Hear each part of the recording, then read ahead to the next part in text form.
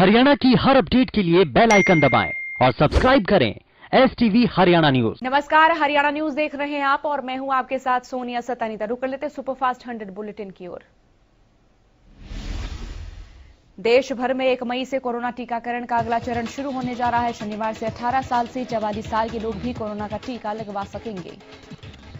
18 से 44 की उम्र के लोगों को कोरोना वैक्सीन लगवाने के लिए आज से ऑनलाइन रजिस्ट्रेशन कराना अनिवार्य होगा। सरकार ने साफ किया है कि इन लोगों को वॉक इन यानी सीधा केंद्रों पर जाकर रजिस्ट्रेशन कराने की सुविधा नहीं मिलेगी। रजिस्ट्रेशन करने के लिए कोविन पोर्टल या फिर आरोग्य सेतु ऐप का इस्तेमाल कर सकते हैं। टीकाकरण के लिए ऑनलाइन रजिस्ट्रेशन ही मान्य किया गया है। बता दें कि देश में 16 जनवरी से कोरोना टीकाकरण की शुरुआत हुई है, जिसके बाद से लेकर अभी तक कुल 14 करोड़ 77 लाख से ज्यादा लोगों का टीकाकरण हो चुका है। स्वास्थ्य मंत्रालय के अनुसार मंगलवार रात 8 बजे तक कुल 14 करोड़ 77 लाख 27,054 लोगों को टीका लगाया जा चुका है।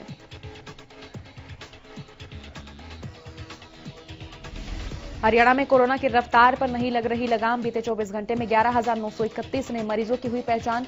एक दिन में कोरोना से प्रदेश में 84 लोगों ने गंवाई जान।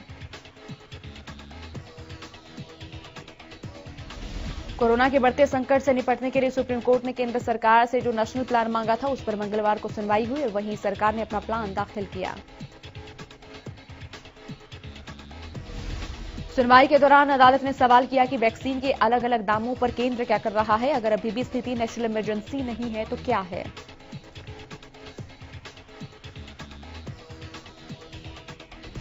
सुनवाई के दौरान ऑक्सीजन और वैक्सीन की सप्लाई पर भी चर्चा हुई। अदालत ने ऑक्सीजन समेत अन्य मेडिकल आवश्यकताओं पर डेटा मांगा है और अब शुक्रवार को इस पर सुनवाई की जाएगी। कोरोना वायरस के बढ़ते प्रकोप के बीच चुनाव आयोग ने अहम फैसला किया है। चुनावों के नतीजे घोषित होने के बाद किसी तरह के विजय जुलूस या फिर जश्न पर पूरी तरह से बैन लगा दिया गया। नतीजों के बाद जीतने वाला प्रत्याशी सिर्फ 2 लोगों के साथ ही अपनी जीत का सर्टिफिकेट लेने जा सकता है। चुनाव आयोग अन्य सभी चीजों पर पाबंदियां भी लगा सकता है। जल्द ही संपूर्ण गाइडलाइंस जारी हो सकती हैं। बता दें कि पश्चिम बंगाल, तमिलनाडु, असम, केरल और पांडुचेरी के नतीजे 2 मई को घोषित किए जाने हैं। 4 राज्यों में चुनाव खत्म हो गया है, जबकि बंगाल में 1 चरण की वोटिंग बाकी है। कोरोना के कारण देश में हाहाकार मचा है और हर दिन के साथ स्थिति बिगड़ती जा रही है। मंगलवार को कांग्रेस नेता राहुल गांधी ने ट्वीट कर केंद्र सरकार को एक बार फिर निशाने पर लिया। राहुल गांधी ने ट्वीट में लिखा कि मोदी सरकार को समझना चाहिए कि लड़ाई कोरोना के खिलाफ न कि कांग्रेस या फिर किसी अन्य राजनीतिक दल के खिलाफ है।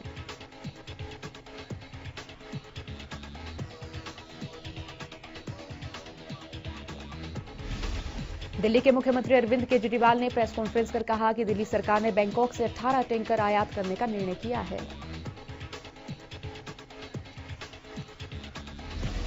दिल्ली के सीएम अरविंद केजरीवाल ने कहा कि हमने केंद्र सरकार से इसके लिए वायुसेना के विमान देने का अनुरोध किया और उनका काफी पॉजिटिव रवैया रहा। बातचीत चल रही है।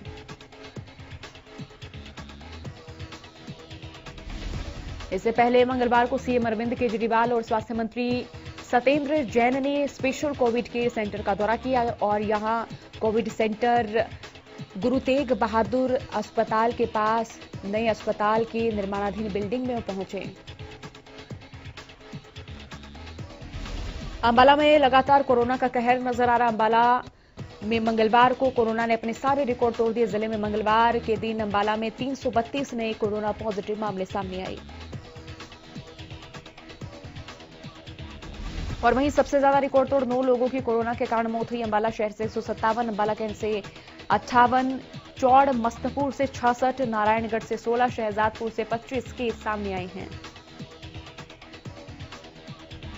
अंबाला में एक्टिव केसों की संख्या 20,889 है, जबकि 382 लोग कोरोना से जंग जीतते हुए घर पर गए हैं। स्वास्थ्य मंत्री अनिल विज की अध्यक्षता में हुई राज्य स्तरीय कोविड निगरानी समिति की बैठक में फैसला लिया गया है कि कोविड कॉलेजों में पढ़ रहे अंतिम वर्ष के MBBS और PG विद्यार्थियों की ड्यूटी लगाई जाएगी। अगर कोई सरकारी कर्मचारी कोरोना संक्रमित होता है तो उसे निजी अस्पताल में कैशलेस उपचार की सुविधा उपलब्ध कराई जाएगी।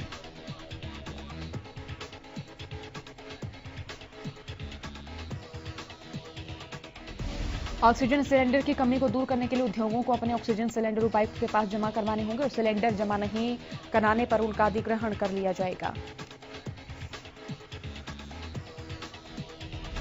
सिरसा के गांव गुड़ियाखेड़ा पहुंचे नेलो नेता अभय चौटाला ने कोरोना केसों में लगातार हो रही बढ़ोतरी और मौतों पर अनिल विज को घेरा। उन्होंने कहा कि उन्हें लोगों से माफी मांगनी चाहिए और इस्तीफा देना चाहिए।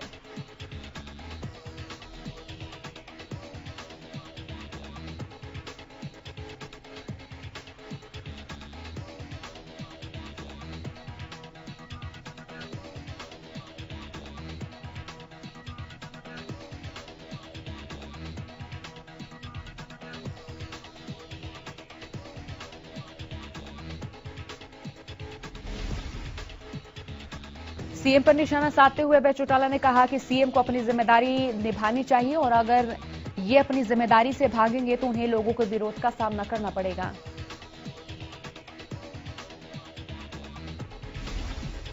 साथ ही कांग्रेस पर हमला बोलते हुए उन्होंने कहा कि कांग्रेस भी इनकी बी टीम के रूप में कार्य कर रही है और वहीं उन्होंने कहा कि हिसार में जो लोग मरे हैं इसके लिए सरकार में बैठे लोगों के खिलाफ पर्चे दर्ज होने चाहिए। करनाल के एडीआर सेंटर में 3 मई को 18 साल से ऊपर के लोगों का टीकाकरण किया जाएगा। करनाल जिला विधिक सेवाएं प्राधिकरण के सचिव ने बताया कि देश और प्रदेश में बढ़ते कोरोना को देखते हुए पंजाब और हरियाणा हाईकोर्ट ने कमेटी बनाने से इनकार कर लिया। ये कमेटी कोरोना पर हो रही गतिविधियों पर नजर भी रखेगी, जिसका गठन किया जाना। उन्होंने कहा कि जिला स्तर पर यह कमेटी प्रशासन के साथ बनाई जानी। उन्होंने कहा कि 18 साल से ज्यादा आयु के लोगों का टीकाकरण 1 मई से शुरू होगा। उन्होंने कहा कि कोरोना के कारण मजदूरों को किसी प्रकार की दिक्कतें तो नहीं हो रही हैं, इसके लिए हेल्पलाइन नंबर भी जारी किया जाएगा। जानकारी के अनुसार जिला प्रशासन ने 1950 हेल्पलाइन नंबर जारी किए हैं।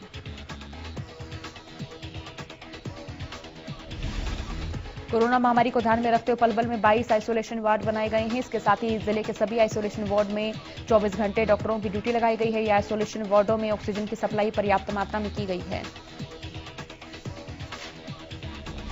इसके अलावा मरीजों के लिए दवाइयों की व्यवस्था भी की गई है। जिला स्वास्थ्य विभाग ने लोगों से अपील करते हुए कहा कि अगर किसी मरीज को प्राइवेट अस्पताल में बेड उपलब्ध न हो तो उसे घबराने की कोई आवश्यकता नहीं। और वहीं जिला टीकाकरण अधिकारी डॉक्टर योगेश मलिक ने बताया कि पलवल में करीब 1.25 लाख लोगों को वैक्सीन लगाने का काम पूरा किया जा चुका है। 1 मई से 18 साल से ऊपर के लोगों को वैक्सीन लगाने की तैयारी पूरी कर ली गई है। फरीदाबाद में लगातार बढ़ रहे कोरोना वायरस के मामलों को देखते हुए प्रशासन ने कई इलाकों में 1 सप्ताह का लॉकडाउन लगाने का निर्णय लिया है और इसी को देखते हुए पुलिस ने उन इलाकों में सख्ती भी बढ़ा दी है। कोरोना संक्रमण के बढ़ते खतरे को देखते हुए प्रशासन की ओर से कई कदम उठाए जा रहे हैं। कोरोना संक्रमण को फैलने से रोकने के लिए करनाल में प्रशासन ने धारा 144 लगा दी है, जिसके बाद अब अनावश्यक रूप से एक साथ 4 से ज्यादा लोग एकत्र नहीं हो सकते। वहीं करनाल के सेक्टर 7 और सेक्टर 8 के पार्ट 2 को कंटेनमेंट जोन बनाकर लॉकडाउन लगा दिया है। स्वास्थ्य विभाग की टीम इस इलाके के घर घर में जाकर स्क्रीनिंग करेगी और जिनको लक्षण होंगे उनका कोरोना टेस्ट किया जाएगा। ये लॉकडाउन सेक्टर 7 और सेक्टर 8 के पार्ट 2 में फिलहाल 1 हफ्ते के लिए रहेगा।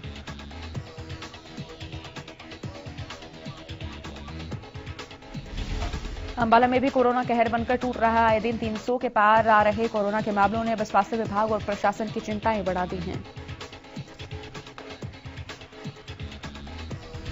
जिसको देखते प्रशासन ने अंबाला में मैक्रो कंटेनमेंट जोन बना दिए हैं। अंबाला शहर के पौष इलाके सेक्टर 9, लक्ष्मीनगर, जंडली गांव और परशुराम नगर में मैक्रो कंटेनमेंट जोन बनाने के प्रशासन ने आदेश जारी किए, जिसके बाद मंगलवार को इलाके में सभी एंट्री पॉइंट्स को बंद कर दिया गया और चप्पे चप्पे पर पुलिस की तैनाती कर दी गई है। कोविड-19 के बढ़ते मामलों को देखते हुए अब सिरसा में क्वारंटीन सेंटर बनाए गए हैं। जिला प्रशासन ने आमजन की सुविधाओं के लिए व्यवस्थाएं की। यूथ हॉस्टल में बनाए गए इस क्वारंटीन सेंटर में 6 कमरों में 70 बेडों की व्यवस्था की गई है। बता दें कि सिरसा में कोरोना के आंकड़े लगातार बढ़ रहे हैं।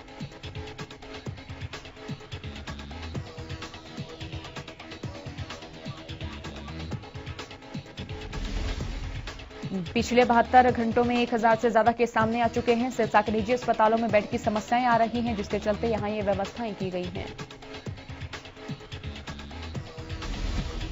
कोरोना के चलते बीजेपी नेता रामफल लॉट का जींद के नागरिक अस्पताल में निधन हो गया। हरियाणा सफाई कर्मचारी आयोग के सदस्य और बीजेपी नेता रामफल लॉट का कोरोना पॉजिटिव होने के बाद 2 दिन पहले अस्पताल में उन्हें भर्ती कराया गया था।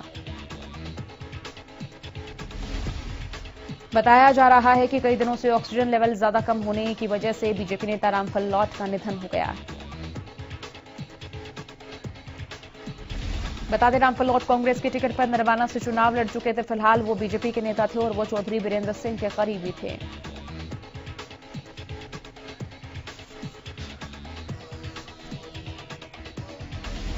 कोरोना के बढ़ते संक्रमण के चलते सोनीपत में ऑक्सीजन की किल्लत की खबरें सामने आई थी, जिसके बाद प्रशासन के आला अधिकारियों ने निजी अस्पतालों के संचालकों के साथ सिविल अस्पताल में एक हाई लेवल मीटिंग की। मीटिंग में अधिकारियों ने निजी अस्पताल संचालकों को आदेश दिया कि उनके पास जितने भी बेड हैं उनको उतनी ही ऑक्सीजन सप्लाई की जाएगी।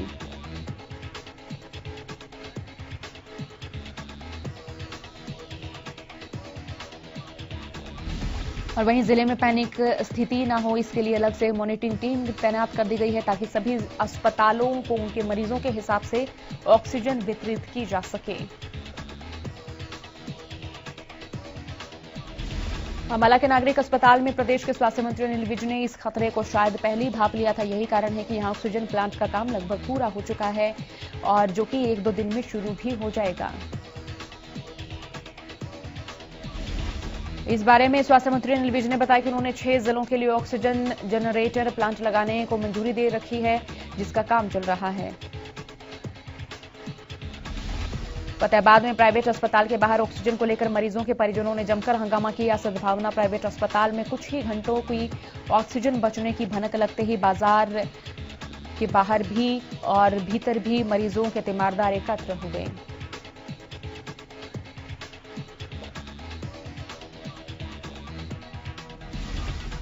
जैसे ही तीमारदारों के एकत्रित होने की खबर फतेहाबाद के civil surgeon doctor Govind Gupta को लगी तो वो अपनी टीम के साथ अस्पताल के निरीक्षण के लिए पहुंचे। इस दौरान तीमारदारों ने सीएमओ को घेरा और उसके बाद जमकर बहस की गई। हालांकि सीएमओ ने तत्काल ऑक्सीजन की व्यवस्था कराते हुए जल्द ही और ऑक्सीजन सिलेंडर मुहैया कराने का आश्वासन दिया। साइबर सिटी गुरुग्राम में कोरोना के चलते एम्बुलेंस व्यवस्था चरमराती हुई नजर आ रही है। आलम तो ये हो गया कि अब लोगों को ऑटो और निजी गाड़ियों में कोरोना के शवों को लेकर जाना पड़ रहा है। मृतकों के परिजनों ने प्रशासन द्वारा जारी किए गए हेल्पलाइन नंबर और गंभीर आरोप लगाए। मृतकों के परिजनों का कहना है कि हेल्पलाइन नंबर पर उनसे थोड़ी दूर के लिए भी 5 से 15 हजार तक का चार्ज किया जा रहा है।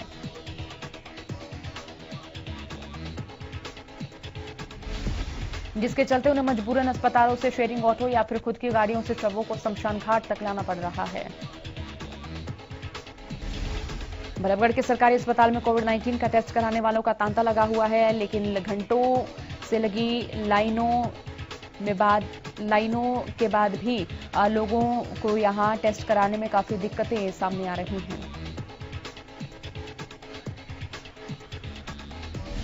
यहां मरीजों का आरोप है कि अस्पताल के डॉक्टर जानबूझकर मरीजों को परेशान कर रहे हैं। मरीजों की माने तो पिछले 2 दिनों से लगातार अस्पताल के चक्कर काट रहे हैं।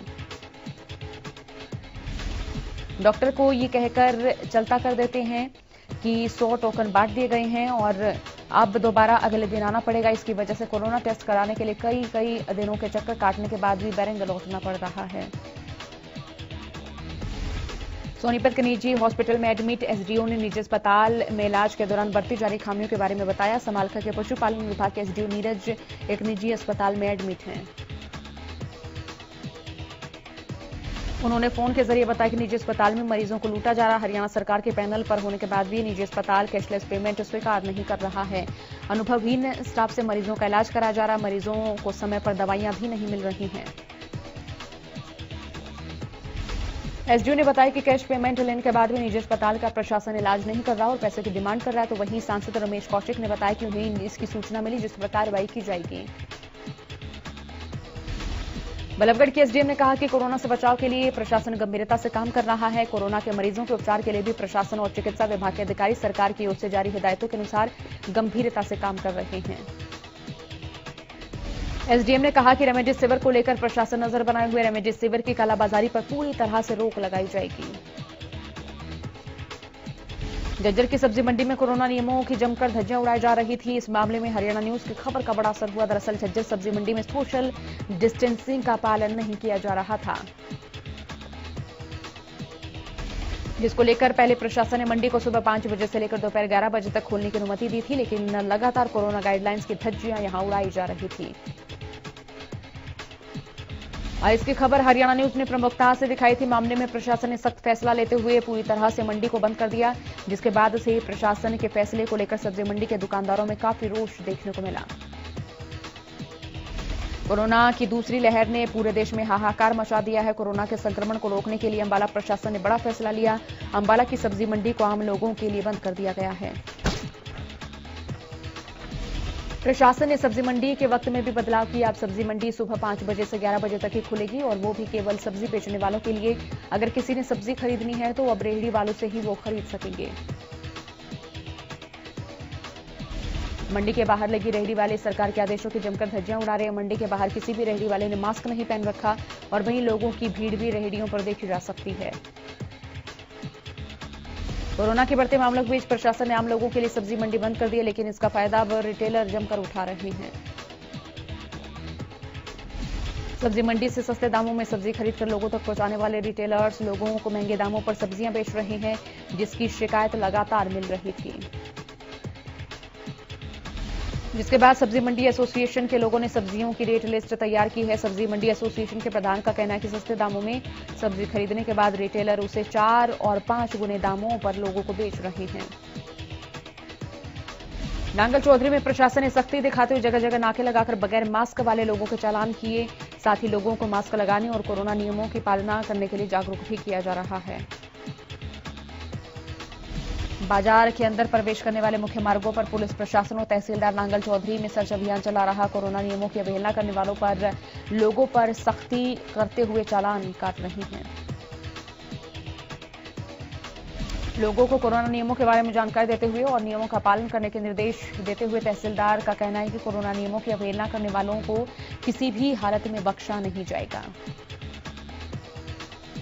कोरोना महामारी और फैलते संक्रमण के दौर में जब अपने भी 2 गज की दूरी बनाकर चल रहे हैं, तो ऐसे समय में नागरिक अस्पताल प्रशासन कोरोना संक्रमित गर्भवती महिलाओं की सुरक्षित डिलीवरी भी कराता हुआ नजर आ रहा है।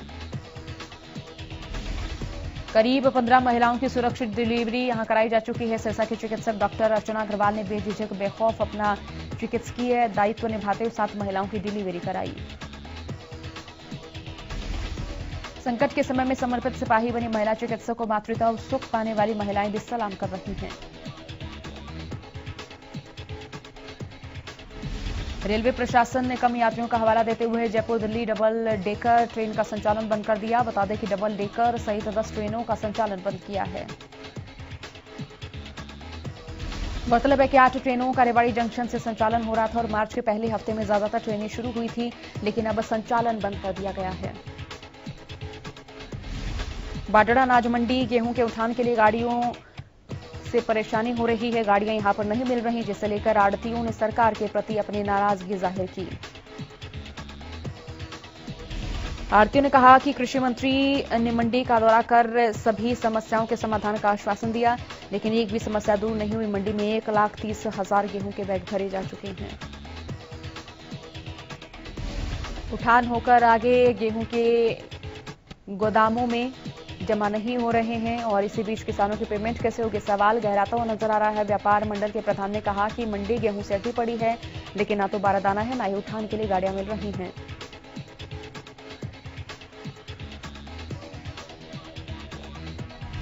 गुआना की अनाज मंडी में अब की बार गेहूं का उठान धीमी गति से हो रहा है, जहां व्यापारियों को काफी परेशानी आ रही है। मंडी गेहूं की बोरियों से अटी पड़ी है, जिसके चलते मंडी में और गेहूं रखने की जगह नहीं है। इस परेशानी को लेकर व्यापारियों ने कई बार रोष प्रकट किया। अब की बार मंडियों से गेहूं का उठान नहीं होने के कारण पर्याप्त मात्रा में मजदूरों का नहीं होना बताया जा रहा है।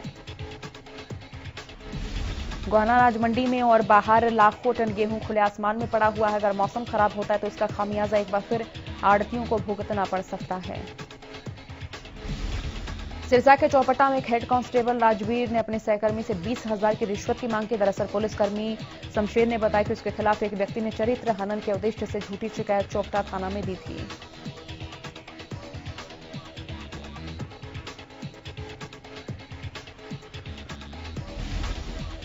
जिसके बाद से शिकायत को लेकर चौपटा थाने में तैनात हेड कांस्टेबल राजवीर उस पर रिश्वत का दबाव बना रहा था, जिसको लेकर राजवीर ने उनसे पहले 20,000 रुपए लिए थे।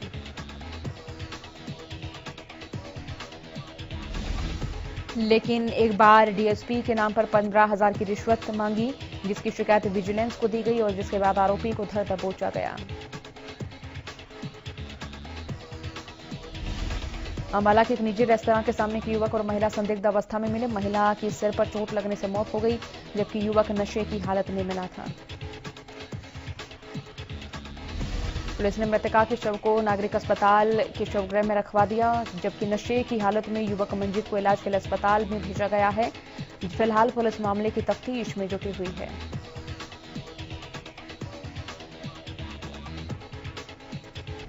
कोरोना संकट के बीच महाराष्ट्र के अस्पतालों में आग लगने की घटनाएं बढ़ रही हैं। अब ठाणे के प्राइम क्रिटिकेयर हॉस्पिटल में बुधवार सुबह आग लग गई। आग लगने के बाद आनंद फानन में मरीजों को दूसरे अस्पताल में शिफ्ट किया जाने लगा। इस दौरान 4 मरीजों की मौत हो गई। मौत का आंकड़ा और भी बढ़ सकता है। असम के गुवाहाटी समेत पूर्वोत्तर में भूकंप का बड़ा झटका महसूस किया गया है। 7:55 पर आई इस भूकंप की रिक्टर स्केल की तीव्रता 6.4 बताई जा रही है। भूकंप का केंद्र बिंदु असम का सोनितपुर बताया जा रहा है। झटका कई मिनट तक महसूस किया गया, लेकिन लोग अपने घरों से बाहर निकल आए। कप्तान रानी रामपाल सहित भारतीय महिला हॉकी टीम के 7 खिलाड़ी और सहयोगी स्टाफ के 2 सदस्य कोरोना पॉजिटिव पाए गए हैं। उन्हें बेंगलुरु स्थित भारतीय खेल प्राधिकरण में शुरू होने वाले अभ्यास शिविर से पहले पॉजिटिव पाया गया। फिलहाल सभी को पृथकवास में निगरानी में रखा गया है। देश में कोरोना के मामले तेजी से बढ़ रहे हैं। इसी बीच मुंबई में फिल्म सितारे भी आगे आकर वैक्सीन लगवा रहे हैं। सोमवार को माधुरी दीक्षित ने अपना दूसरा डोज लगवाया। सैफ अली खान ने भी मुंबई के अस्पताल में जाकर वैक्सीन का दूसरा डोज लगवाया और उन्हें कोरोना प्रोटोकॉल के ध्यान में रखते हुए मास्क भी लगाया। बुलेटिन में फिलहाल के लिए इतना ही। बने